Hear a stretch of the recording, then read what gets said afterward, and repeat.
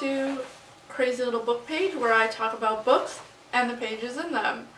As you may have noticed, I haven't uploaded a video in a couple of weeks, and that's because my husband's computer has had some issues, and that's where we edit our videos on, because he has the editing software. So that's why I've been missing, and I do apologize for that. You can't really predict when your computer's gonna go kaput, and I'm not gonna work for you anymore. So I am back now, and I am here to talk about a book that I read, because it's Monday Mentions today, and the book that I'm talking about is called A Perilous Path, and it's talking race, equality, and the law. It's by Sherilyn Ifill, Loretta Lynch, Brian Stevenson, and Anthony C. Thompson. And what it is not necessarily reading like a book. I did rate it 4 stars out of 5. But it's a transcription of a little bit of a debate that they had, I think it was on the radio or on TV, but I read it and I thought it was a very important book to discuss. I've been reading a lot more feminists and social issues, or books about feminism and social issues, just because my reading has changed a little bit. Like, my preferences have changed. I still very much like YA, but I'm kind of delving more into thought-provoking books and less into contemporary and YA books. So I just want to talk a little bit about this book. I'm actually going to read my review from Goodreads, because I think this book is important to read and it's a good narrative to have. So my review was, this book is a political narrative about inequality, injustice, and the duty of the American public to change that. This book does talk a lot about America as opposed to like other parts of the world, so that's why I said the American public. So my thoughts on the book were, it starts off extremely politically minded about race and Trump's reaction to it. It mentions hyper-segregation, which makes sense in current times. It talks about police using a narrative of fear and misdirection to justify brutality. The book makes a great point about going backward in time to before the Civil Rights Movement and actively being trampled on in regards to race and voting rights. Now, one of the people in this discussion is the head of the NAACP, and so that's why there is a whole lot of race issue talk in here. It also talks about how the government has become disenfranchised with people who don't have a voice and are vulnerable. It points out that how laws are managed are dependent upon whose hands they're in. How having effective narratives between the different levels of government on racial equality and injustice are so important. It makes very valid point that failure to own up to a different race's humanity allows people to think that they haven't done anything immoral, which I found really interesting, because it is true. If we don't recognize somebody else who isn't of our race as having humanity, how can we say our thoughts about them are immoral? I like that a nonfiction book is being used as a platform to say that important narratives and conversations still need to happen in regards to racism and the racial inequality that is still happening 50 plus years after the Civil Rights Movement. That just because we won the war doesn't mean we won the narratives of the war.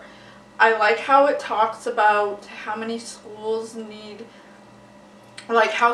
to start being judged on how many expulsions and suspensions they have and not test scores, as well as opening conversations to how to help these kids and their communities, how to help them heal from trauma from a world that discriminates them because of the color of their skin and not how smart they are or what they have accomplished. It brings a good point to the table about systematic slavery in regards to drug addiction and mass incarcerations. The book touches on inequality in public transportation, housing infrastructure, and environmental injustice. It also talks about unfair tax foreclosures that basically penalize you for being poor. It talks about how taking things away from privatization and putting them back in the public scope is how you keep a strong middle-class society, which makes complete sense to me as a Canadian because we are a socialist country and I can see that point of view. In the book where it says the word public only became dirty when it became associated with being black was extremely hard-hitting to my gut because it's 100% true, and that is both extremely sad and very scary. I also like how they mentioned that with civil rights issues, no matter what color our skin is, we should be standing up and saying we are all a part of this. This affects us all because standing after the law has already been passed holds no meaning.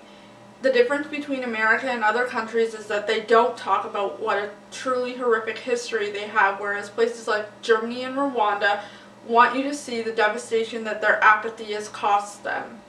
We have to understand where we are in the struggle and what side we're really on. Injustice prevails, and one of the quotes that I really loved about this book was, "Injustice prevails where hopelessness persists." Thurgood Marshall. We have a duty to help the public understand what these battles mean for the lives of the people they affect and the people which they fought for. And the reason I recommend this book and why I gave it 4 stars is I believe this is truly a narrative that people need to start having. That every person on the face of this earth, including all Americans, need to start having.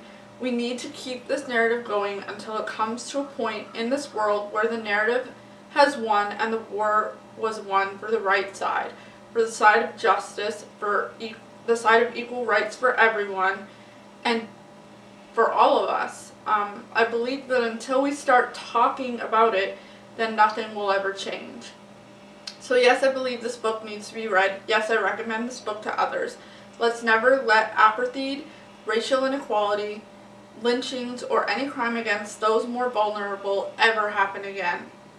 Let's acknowledge our parts in the bigger picture, and let's acknowledge our past. Let's stop hiding behind it and pretending it never happened, because that's how this vicious cycle of racial discrepancy keeps happening. And I do recommend this book. It was very eye-opening and thought-provoking for me, and I think a lot of people would get education out of it. Everything that I discussed in here is not everything that's discussed in the book, but those were the main plot points that got me thinking about how do I help those who aren't as able to focus on themselves or help themselves as I am. How can I be an advocate for those less vulnerable than me? And so that's why I wanted to talk about this book today, and I do hope people pick it up. If you have read it, please leave a comment down below. If there's other books that you think I should read on racial issues or social issues, feminist issues, also put those in the comments down below, and I'll see you later. Bye!